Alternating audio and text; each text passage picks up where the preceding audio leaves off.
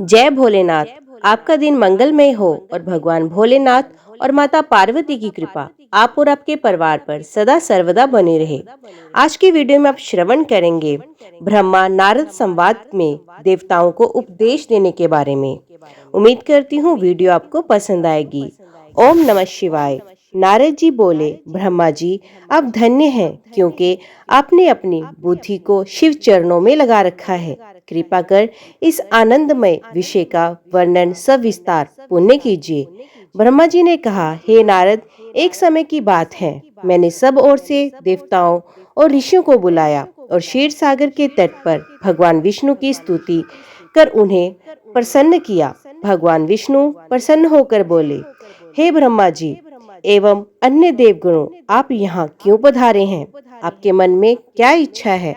आप अपनी समस्या बताइए, मैं निश्चय ही उसे दूर करने का प्रयत्न करूंगा। ये सुनकर ब्रह्मा जी बोले, हे भगवान, दुखों को दूर करने के लिए किस देवता की सेवा करनी चाहिए? तब भगवान विष्णु ने उनके प्रश्नों का उत्तर देते हुए कहा, हे ब्राह्मण, भगवान शिव शंकर ही सब दुखों को दूर करने वाले हैं। सुख की कामना करने वाले मनुष्य को उनकी भक्ति में सदैव लगे रहना चाहिए। उन्हीं में मन लगाए और उन्हीं का चिंतन करे। जो मनुष्य शिव भक्ति में लीन रहता है, जिसके मन में वे विराजमान है, वे मनुष्य कभी दुखी नहीं हो सकता। पूर्व जन्म में किए गए पुण्यों एवं शिव भक्ति से ही पुरुषों को सुंदर भवन, आभूषणों से विभूषित स्त्रियां, मन का संतोष, धन संपदा, स्वस्थ शरीर, पुत्र पौत्र, अलौकिक प्रतिष्ठा, स्वर्ग के सुख एवं मोक्ष प्राप्त होता है। जो स्त्री या पुरुष प्रतिदिन भक्ति पूर्वक शिवलिंग की पूजा करता है, उसको हर जगह सफलता प्राप्त होती है। वे पापों के बंधन से छूट जाता है। ब्रह्मा जी एवं अन्य गणों ने भगवान विष्णु के उपदेश को ध्यान पूर्वक सुना। भगवान विष्णु को प्रणाम कर कामनाओं की पूर्ति हेतु उन्होंने शिवलिंग की प्रार्थना की। तब श्री विष्णु ने विश्वकर्मा को बुलाकर कहा, हे मुनि, तुम मेरी आज्ञा से देवताओं के लिए शिवलिंगों का निर्माण करो। तब विश्वकर्मा ने मेरी और श्री हरि की आज्ञा को मानते हुए देवताओं के लिए उनके अनुसार लिंगों का निर्माण कर उन्हें प्रदान किया। मुनिश्रेष्ठ नारद, सभी देवताओं को प्राप्त शिवलिंगों के विषय में सुनो। सभी देवता अपने द्वारा प्राप्त लिंग की पूजा उपासना करते हैं। पद्म प्राग मणि का लिंग इंद्र को, सोने का कुबेर को, पुखराज का धर्मराज को, श्याम वरण का वरुण को, इंद्र नीलमणि का विष्णु को और ब्रह्मा जी हेमलय लिंग को प्राप्त कर उसका भक्ति पूर्वक पूजन करते हैं। इसी प्रकार विश्वदेव चांदी के लिंग और वसुगण पीतल के बने लिंग की भक्ति करते हैं। पीतल का अश्विनी कुमारों को, स्फटिक का लक्ष्मी को, तांबे का आदित्य को और मोती का लिंग चंद्रमा को प्रदान किया गया है। व्रज लिंग ब्राह्मणों के लिए व मिट्टी का लिंग ब्राह्मणों की स्त्रियों के लिए है। मायासुर चंदन द्वारा बने लिंग का और नागों द्वारा मूंगे के बने शिवलिंग का आदर पूर्वक पूजन किया जाता है।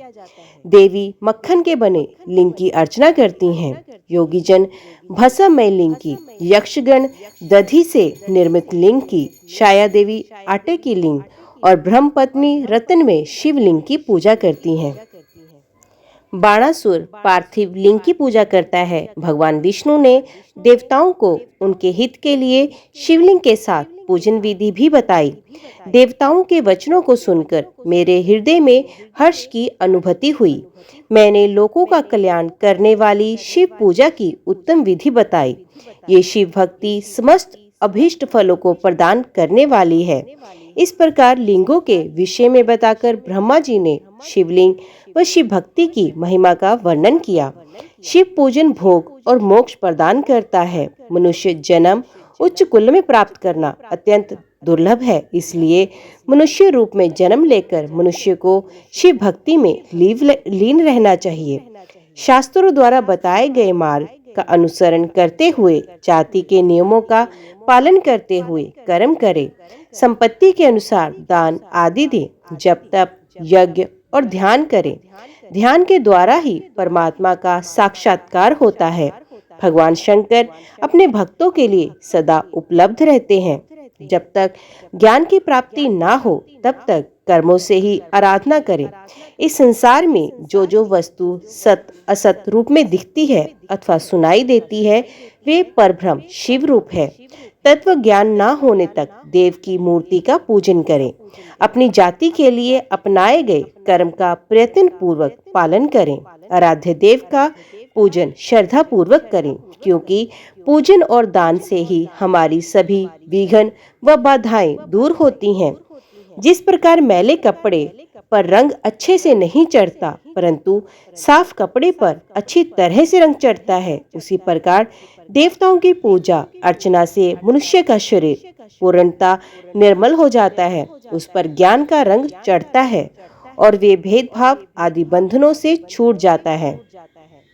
बंधनों से छूटने पर उसके सभी दुख दर्द समाप्त हो जाते हैं और मोह माया से मुक्त मनुष्य शिव पद प्राप्त करता है। मनुष्य जब तक गृहस्थ आश्रम में रहे तब तक सभी देवताओं में श्रेष्ठ भगवान शंकर की मूर्ति का प्रेम पूर्वक पूजन करे। भगवान शंकर ही सभी देवों के मूल हैं। उनकी पूजा से बढ़कर कुछ भी नहीं है। जिस प्रकार वृक्ष की जड़ में पानी से सींचने पर जड़ एवं शाखाएं सभी तृप्त हो जाती हैं, उसी प्रकार भगवान शिव की भक्ति है। अतः मनोवांछित फलों की प्राप्ति के लिए शिव जी की पूजा करनी चाहिए।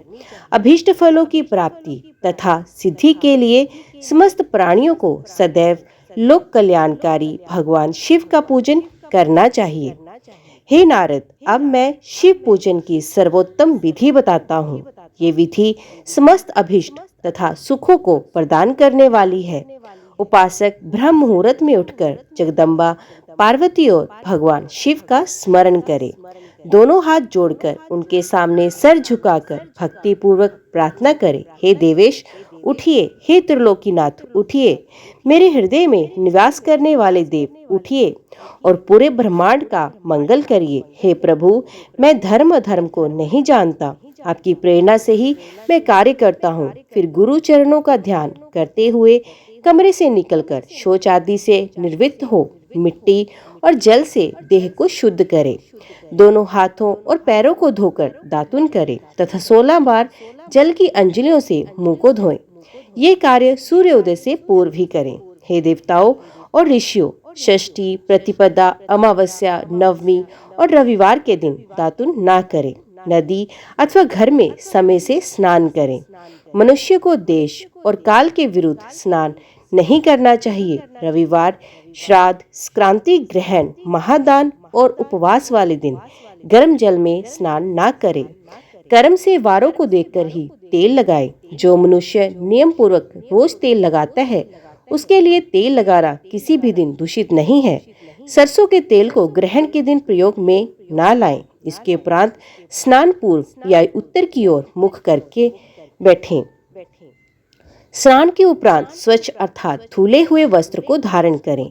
दूसरे के पहने हुए अथवा रात में सोते समय पहने वस्त्रों को बिना धुले धारण ना करें।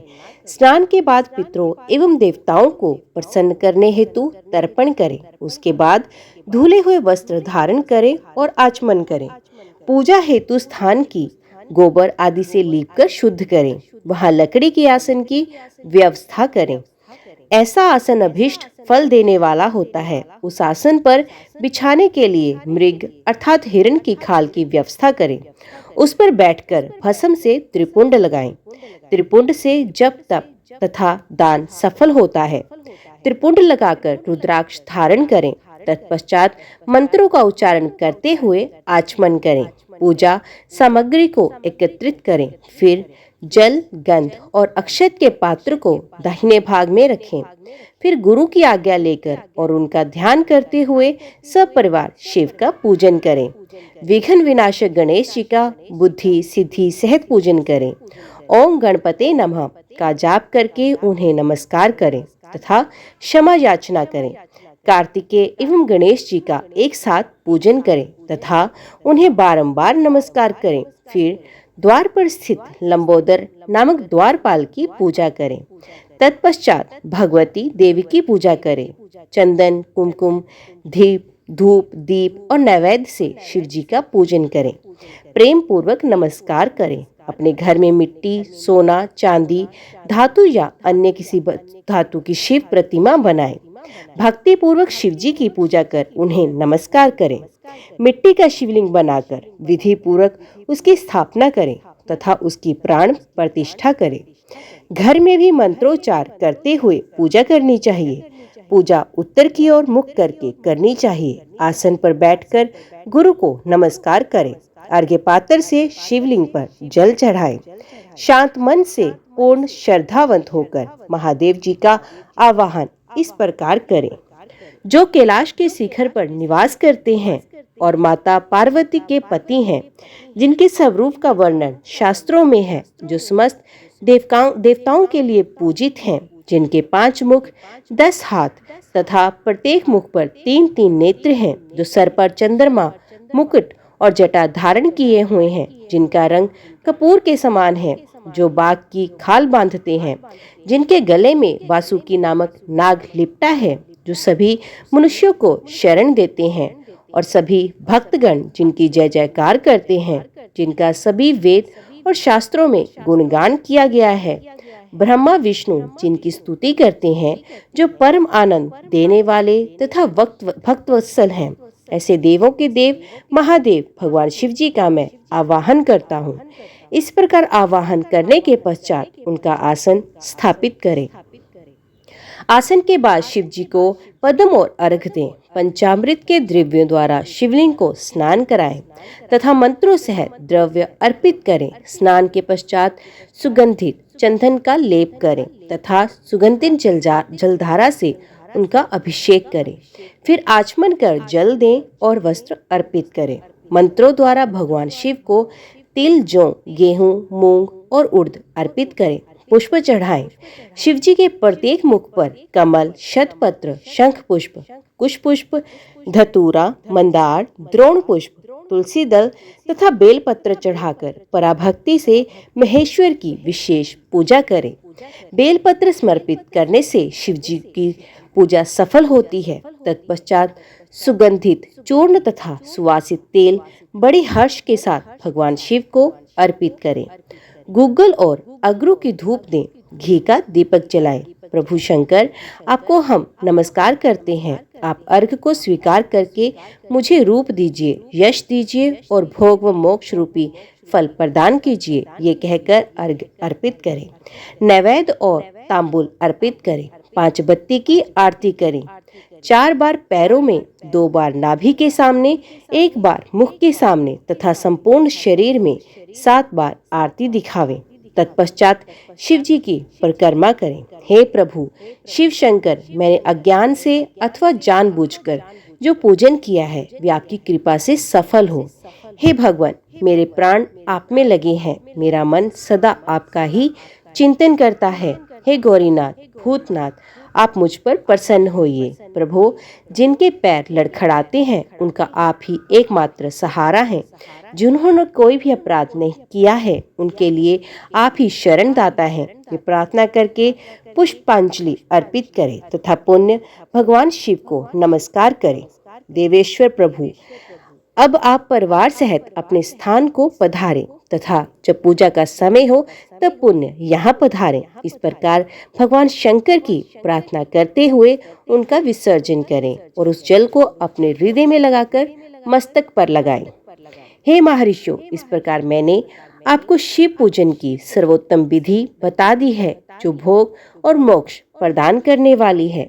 ऋषिगण बोले, हे ब्रह्मा जी, आप सर्वश्रेष्ठ हैं। आपने हम पर कृपा कर शिव पूजन की सर्वोत्तम विधि का वर्णन हमसे किया, जिसे सुनकर हम सब कृतार्थ हो गए।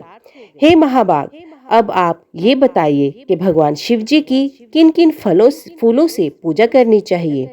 विभिन्न फूलों से पूजा करने पर क्या क्या फल प्राप्त होते हैं। सूत जी बोले, हे ऋषियों, यही प्रश्न नारद जी ने ब्रह्मा जी से किया था। ब्रह्मा जी ने उन्हें पुष्पों द्वारा शिव जी की पूजा के महात्म्य को बताया। ब्रह्मा जी ने कहा, नारद, लक्ष्मी अर्थात धन की कामना करने वाले मनुष्य को कमल के फूल, बेलपत्र, शतपत्र और शंख पुष्प से भगवान शिव का पूजन करना चाहिए। 1 लाख पुष्पों द्वारा भगवान शिव की पूजा होने पर सभी पापों का नाश हो जाता है और लक्ष्मी की प्राप्ति होती है। 1 लाख फूलों से शिव जी की पूजा करने से मनुष्य को संपूर्ण अभीष्ट फलों से की प्राप्ति होती है। जिसके मन में कोई कामना ना हो, वे उपासक इस पूजन से शिव स्वरूप हो जाता है। मृत्युंजय मंत्र के 5 लाख जाप पूरे होने पर महादेव के स्वरूप के दर्शन हो जाते हैं। 1 लाख जाप से शरीर की शुद्धि होती है। दूसरे लाख के जाप से पहले जन्म की बातें याद आ जाती हैं। तीसरे लाख जाप के पूर्ण होने पर इच्छा की गई सभी वस्तुओं की प्राप्ति हो जाती है। चौथे लाख जाप पूर्ण होने पर भगवान शिव सपनों में दर्शन देते हैं। 5वां लाख जाप पूरे होने पर वे प्रत्यक्ष दर्शन देते हैं। मृत्युंजय मंत्र के 10 लाख जाप करने से संपूर्ण फलों की सिद्धि होती है। मोक्ष की कामना करने वाले मनुष्य को 1 लाख दुर्वा से शिव पूजन करना चाहिए। आयु वृद्धि की इच्छा करने वाले मनुष्य को 1 लाख दुर्वा पूजा द्वारा पूजन करना चाहिए। पुत्र प्राप्ति की इच्छा रखने वाले मनुष्य को 1 लाख धतूरे के फूलों से पूजा करनी चाहिए। पूजन में लाल डंठल वाले धतूरे को शुभदायक माना जाता है। यश प्राप्ति के लिए 1 लाख अगस्त्य के फूलों से पूजा करनी चाहिए। तुलसी दल द्वारा शिव जी की पूजा करने से भोग और मोक्ष की प्राप्ति होती है। जवा कुसुम के 1 लाख फूलों से पूजा करने पर शत्रुओं की मृत्यु होती है। 1 लाख करवीर के फूलों से शिव पूजन करने पर समस्त रोगों का नाश हो जाता है। हरिया के फूलों के पूजन से आभूषण तथा चमेली के फूलों से पूजन करने से वाहन की प्राप्ति होती है। अलसी के फूलों से शिव पूजन करने से विष्णु जी भी प्रसन्न होते हैं। बेलों के फूलों से अर्घ देने पर अच्छे जीवन साथी की प्राप्ति होती है। जूहे के फूलों से पूजन करने पर घर में धन संपदा का वास होता है तथा अन्न का भंडार भर जाता है। कनेर के फूलों से पूजा करने पर वस्त्रों की प्राप्ति होती है। सेदुआर और शेफालिका के फूलों से पूजा करने पर मन निर्मल हो जाता है। हार श्रृंगार के फूलों से पूजन करने पर सुख संपत्ति की वृद्धि होती है। राई के 1 लाख फूलों से पूजन करने पर शत्रु मृत्यु को प्राप्त होता है। चंपा और केवड़े के फूलों से शिव पूजन नहीं करना चाहिए। ये दोनों फूल महादेव जी के पूजन के लिए अयोग्य होते हैं। इसके अलावा सभी फूलों की पूजा में उपयोग किया जा सकता है। महादेवी जी पर चावल चढ़ाने से लक्ष्मी की प्राप्ति होती है। ये चावल अखंडित होने चाहिए। उन्हें विधि पूर्वक अर्पित करें। रुद्र प्रधान मंत्र से पूजन करते हुए शिवलिंग पर वस्त्र अर्पित करें। गंध पुष्प और श्रीफल चढ़ाकर धूप दीप से पूजन करने से पूजा का पूरा फल प्राप्त होता है। उसी प्रांगण में 12 ब्राह्मणों को भोजन कराएं। इससे सांगोपांग पूजा संपन्न होती है। 1 लाख तिलों से शिव जी का पूजन करने पर समस्त दुखों का क्लेश का नाश होता है। जौ के दाने चढ़ाने पर स्वर्गीय सुख की प्राप्ति होती है। गेहूं के बने भोजन से 1,00,000 बार शिव पूजन करने से संतान की प्राप्ति होती है। मूंग से भोजन पूजन करने पर उपासक को धर्म, अर्थ और काम भोग की प्राप्ति होती है तथा वे पूजा समस्त सुखों को देने वाली होती है। उपासक को निष्काम होकर मोक्ष की प्राप्ति के लिए भगवान शिव की पूजा करनी चाहिए। भक्ति भाव से विधि पूर्वक शिव की पूजा करके जलधारा समर्पित करनी चाहिए। 6 रुद्रीय मंत्र से एकादश रुद्र जप, सूकत, षडंग, महामृत्युंजय और गायत्री मंत्र में नमः लगाकर नामों से अथवा प्रणव ओम मंत्र द्वारा शास्त्रोक्त मंत्र से जलधारा शिवलिंग पर चढ़ाएं। धारा पूजन से संतान की प्राप्ति होती है। सुख और संतान की वृद्धि के लिए जलधारा का पूजन उत्तम है। उपासक को भस्म धारण प्रेम पूर्वक शुभ एवं दिव्य द्रव्यों द्वारा शिव पूजन पर उनके सहस्त्र नामों का जाप करते हुए शिवलिंग पर घी की धारा चढ़ानी चाहिए। इससे वंश का विस्तार होता है। 10,000 मंत्रों द्वारा इस प्रकार किया गया पूजन रोगों को समाप्त करता है तथा मनोवंशित फल की प्राप्ति होती है। नपुंसक पुरुष को शिव जी का पूजन घी से करना चाहिए।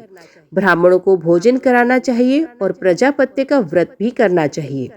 बुद्धिहीन मनुष्य को दूध में शक्कर मिलाकर इसकी धारा शिवलिंग पर चढ़ानी चाहिए। इससे भगवान प्रसन्न होकर उत्तम बुद्धि प्रदान करते हैं। इससे भगवान प्रसन्न होकर उत्तम बुद्धि प्रदान करते हैं। यदि मनुष्य का मन उदास रहता हो, जी उचट जाए, कहीं भी प्रेम ना रहे, दुख बढ़ जाए तथा घर में सदैव लड़ाई रहती हो, तो मनुष्य को शक्कर मिश्रित दूध 10,000 मंत्रों का जाप करते हुए शिवलिंग को अर्पित करना चाहिए। खुशबू वाला तेल चढ़ाने पर भोगों की वृद्धि होती है। यदि शिव जी पर शहद चढ़ाया जाए तो टीबी जैसा रोग भी खत्म हो जाता है। शिव जी को गन्ने का रस चढ़ाने से आनंद की प्राप्ति होती है। गंगा जल को चढ़ाने से भोग और मोक्ष की प्राप्ति होती है। उपरोक्त वस्तुओं को अर्पित करके समय मृत्युंजय मंत्र के 10,000 जाप करने चाहिए और 11 ब्राह्मणों को भोजन कराना चाहिए। इस प्रकार शिव जी की विधि सहित पूजा करने से पुत्र पौत्र आदि सहित सब सुखों को भोग कर अंत में शिवलोक की प्राप्ति होती है। नारद जी ने पूछा, हे पितामह, आपने बहुत सी ज्ञान बढ़ाने वाली उत्तम बातों को सुनाया। कृपया इसके अलावा और भी जो आप सृष्टि एवं उससे संबंधित लोगों के बारे में जानते हैं, हमें बताने की कृपा करें। ब्रह्मा जी बोले, मुने, हमें आदेश देकर जब महादेव जी अंतर ध्यान हो गए तो मैं उनकी आज्ञा का पालन करते हुए ध्यान मगन होकर अपने कर्तव्यों के विषय में सोचने लगा। उस समय भगवान श्री हरि विष्णु से ज्ञान प्राप्त कर मैंने सृष्टि की रचना करने का निश्चय किया। भगवान विष्णु मुझे आवश्यक उपदेश देकर वहां से चले गए। भगवान शिव की कृपा से ब्रह्मांड से बाहर बैकुंठ धाम में जा पहुंचे और वहीं निवास करने लगे।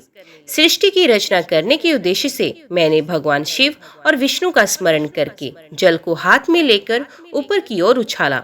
इससे वहां एक अंड प्रकट हुआ जो 24 तत्वों का समूह कहा जाता है।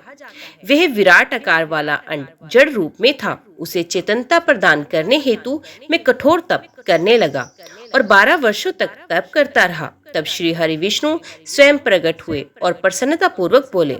श्री विष्णु ने कहा, ब्राह्मण, मैं तुम पर प्रसन्न हूँ, जो इच्छा हो वे वर मांगो। भगवान शिव की कृपा से मैं सब कुछ देने में समर्थ हूँ।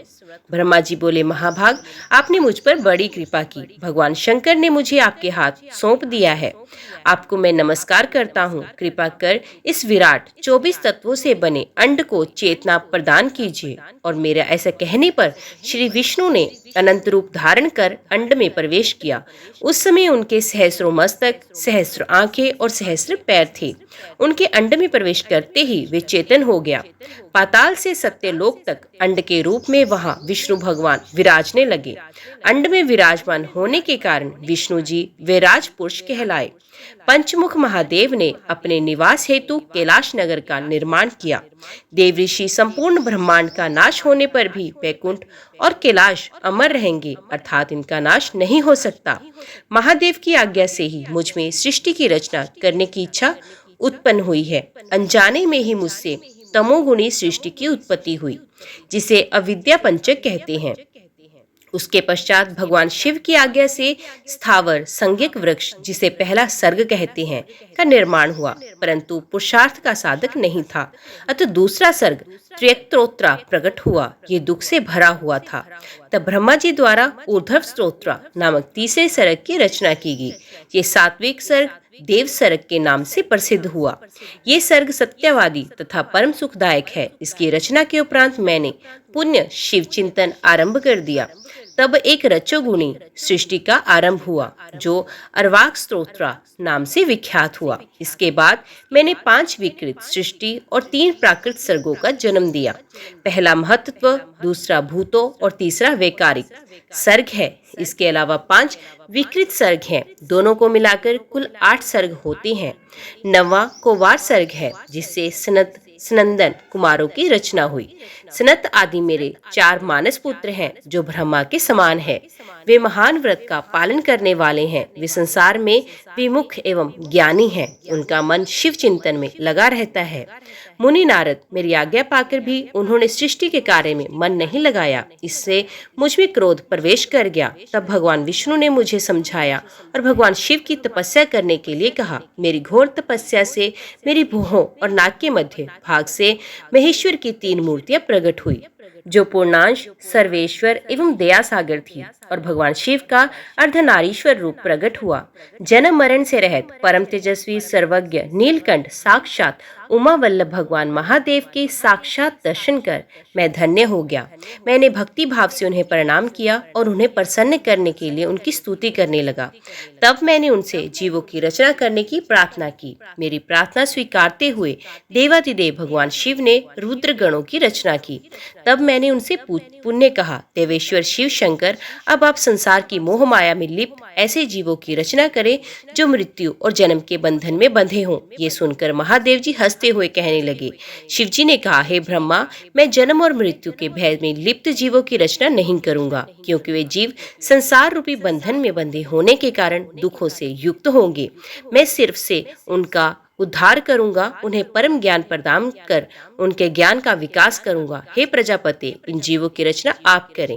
मोह माया के बंधनों में बंधे इस प्रकार के जीवों की सृष्टि करने पर भी आप इस माया में नहीं बंधेंगे। मुझसे इस प्रकार कहकर महादेव शिव शंकर अपने पार्षदों के साथ वहां से अंतर ध्यान हो गए। ओम नमः शिवाय। आज की वीडियो में बस इतना ही। उम्मीद करती हूँ वीडियो आपको पसंद आई होगी। वीडियो पसंद आई हो तो वीडियो को लाइक और चैनल को सब्सक्राइब जरूर कीजिएगा।